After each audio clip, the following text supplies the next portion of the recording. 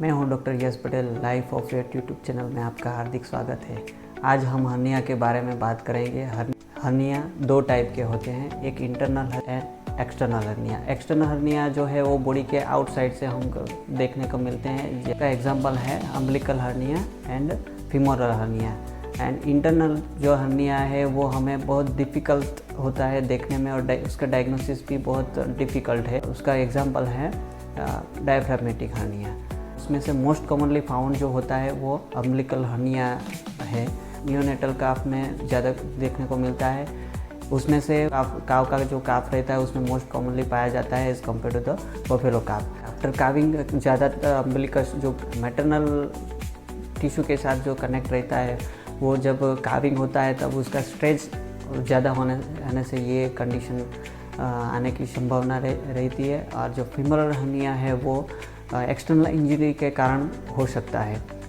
Chronic condition हो जाए तो वहाँ पे कंटिन्यूस फ्रिक्शन के कारण और स्टैग्नेंट हर्निया भी हो सकता है। उसमें जो सेप्टिसेमिया के कारण एनिमल की डेथ भी हो सकती है। हमारे पास कई सारे ऐसे केस आए हैं, लेकिन डायग्नोसिस की वजह से उसकी लाइफ से की है। कई सारे केस में हमने जब हर्नियल चेक को ओपन किया तो वहाँ पे एडेजन भी मिला था।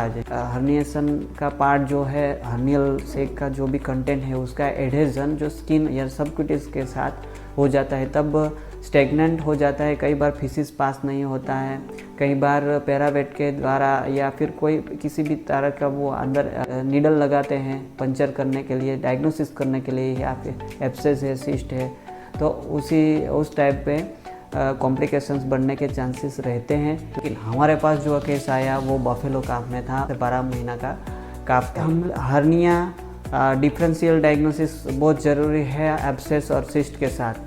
जो रहता है उसमें हर्नियल रिंग रहता है, हर्नियल सेक रहता है, हर्नियल कंटेंट रहता है। केस का जो हर्निया है उसका डायमीटर 4 से 5 इंच चौड़ा था, तो large amount of hernial content जो उसका था वो वहाँ पे रहता था। थोड़ा टाइम तक अनडायग्नोस रहे तो वो लाइफ थ्रेटनिंग भी हो सकता है, क्योंकि अम्बिलिकल हर्निया में उसका मेन कंटेंट है इंटेस्टाइनल और मेसेंट्री और ओमेंटम भी हो सकता है। जो बफेलो काफ था वो 8 से 10 महीने के बाद हमारे पास आया था। हमने देखा तो वहाँ पे स्वेलिंग भी था, एंड स्वेलिंग ऐसा था, हर्नियल रिड्यूसेबल हर्निया था। जैसे हम फिस्ट लगाते थे तो फिस्ट पूरा अंदर चला जाता था, हर्नियल जो सेक था वो रिड्यूस हो जाता। उनका जो डायमीटर, हर्नियल रिंग का डायमीटर, उसकी उम्र बढ़ जाने से हर्नियल रिंग की साइज़ भी बढ़ गई थी। तो ये एक हमारे लिए चैलेंजिंग था कि उसका जो करेक्शन हम कैसे करें। हमने जैसे ही ओपन किया तो हमने पाया अंडर लोकल एनेस्थीसिया पे ये ऑपरेशन होता है। जैसे ही हमने स्किन इंसाइज किया, सबक्यूटेनियस इंसाइज किया, वहाँ पे हमने हर्नियल सेक में जो इंटेस्टाइन था वो एडेजन, उसका हर्नियल सेक के साथ एडेजन था, तो हमने पहले वो रिमूव किया। एंड बाद में उसको वहाँ पे देखा तो बहुत बड़ी रिंग थी, 4 से 5 इंच तक की रिंग थी। तो उसको क्लोज करने के लिए हमने जो मॉस्किटो नेट आती है उसका इस्तेमाल किया है। यहाँ पे वो हम वीडियो में देख सकते हैं। उसमें हमने डायमीटर ज़्यादा होने के कारण और कंटिन्यूस वो जो फोर्स लगाने के कारण इंटेस्टाइन बाहर आ जाते थे, तो हमने उसको थोड़ा वेंट्रल पोजीशन पे, स्पाइन पोजीशन पे ला के वहाँ पे हर्नियल रिंग, जो हर्नियल सेक में जो इंटेस्टाइन था उसको रिड्यूस करके अंदर डाल दिया। वहाँ पे एंटीसेप्टिकली जो मॉस्किटो नेट आती है उसको हमने सही तरह से मेज़र करके उसको अंदर हमने प्लेस किया। बहुत टाइम लगता है ऐसे करने में, क्योंकि जो मेस जो काट के लगाते हैं हम, वो सही जगह पे लगनी ज़रूरी है। बाद में उसको जो मॉस्किटो नेट थी उसको हमने एब्जॉर्बेबल स्यूचर मटेरियल से वहाँ पे फिक्स किया हर्नियल रिंग पे। और ये यहाँ पे ज़्यादा सर्जन ऐसे नॉन एब्जॉर्बेबल स्यूचर मटेरियल यूज़ करते हैं, लेकिन हमें ऐसा लगा कि यहाँ पे एब्जॉर्बेबल से काम बन जाएगा और ये फिक्स हो जाएगा। तो हमने यहाँ पे एब्जॉर्बेबल स्विचर मटेरियल का यूज़ करके उसको मॉस्किटो नेट वहाँ पे लगा के वो जो गैप थी, जो हर्नियल रिंग थी, उसको हमने क्लोज़ किया है।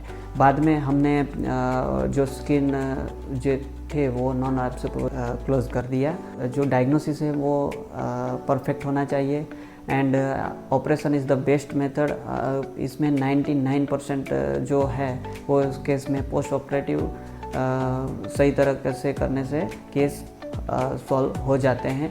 एंड हर्निएशन का ऑपरेशन बहुत इजी है, लेकिन कई बार हर्निएशन में जो अगर एडेजन रहता है तो उसको हम ऑपरेशन करने में दिक्कत रहती है। कई बार इंटेस्टाइन भी वहाँ पे आ जाते हैं, तो उस टाइम पे हमें एनाटॉमिकली वो टिश्यू इंटेस्टाइन है, हर्नियल सैक का पार्ट कौन सा है वो हमें डिफ्रेंशिएट करना पड़ता है एंड बहुत ध्यान से ये करना पड़ता है। पोस्ट ऑपरेटिव केयर जो है ड्रेसिंग करना है एंड जो एंटीबायोटिक वगैरह कैसे देना है वो हमें समझाना है। और 10 से 12 दिन के बाद वो स्विचर लाइन हो जाने से वहाँ पे कम्प्लीटली ये एनिमल रिकवर हो जाता है।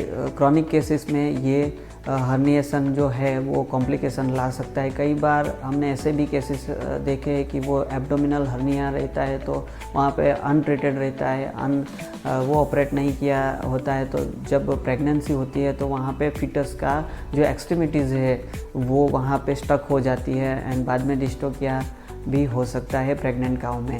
ऐसे ही अलग अलग टाइप के वीडियो देखने के लिए हमारे साथ बने रहिए। हमारे चैनल को लाइक कीजिए, शेयर कीजिए एंड सब्सक्राइब कीजिए। फिर से हम एक नए वीडियो के साथ जल्द ही मिलेंगे। Thank you very much.